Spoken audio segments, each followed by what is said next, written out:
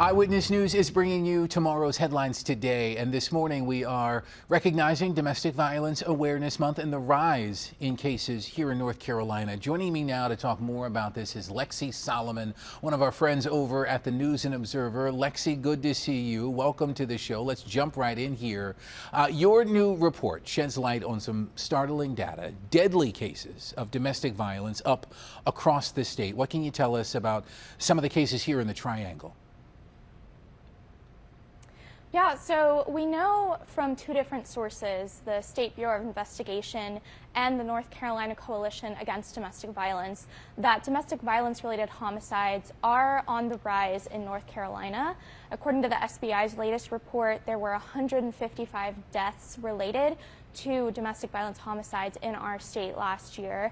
And advocates tell me they're concerned. There's a rise in these cases, and they're worried that there's not enough being done to stop these incidents. In the Triangle specifically, I calculated at least 18 people who were killed in domestic violence-related homicides just in our area alone, and another 9 people who died by suicide as a result of these incidents. One of your stories, Lexi, focuses on the experience of one Raleigh woman who survived a shooting earlier this year. What did she tell you about her experience? Yeah, I had the honor of getting to know Jill Roner, who survived a shooting in January where her ex-husband broke into her townhome and killed her partner, seriously injured a Raleigh police officer before he was shot and killed by law enforcement.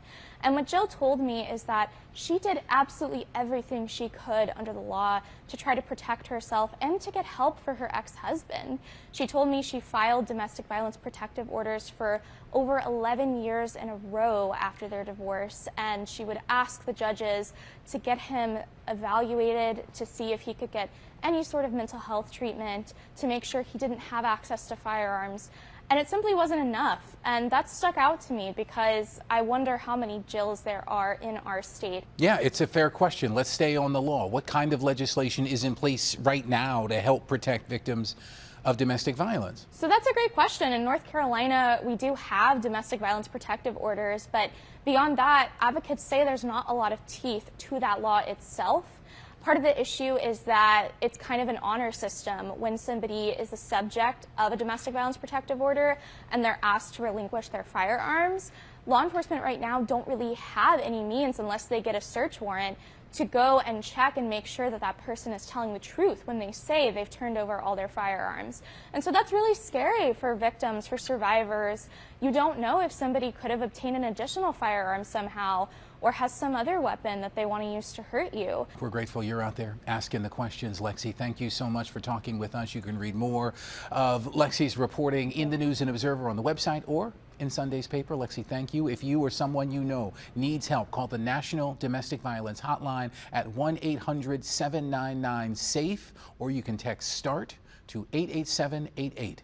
We're coming right back.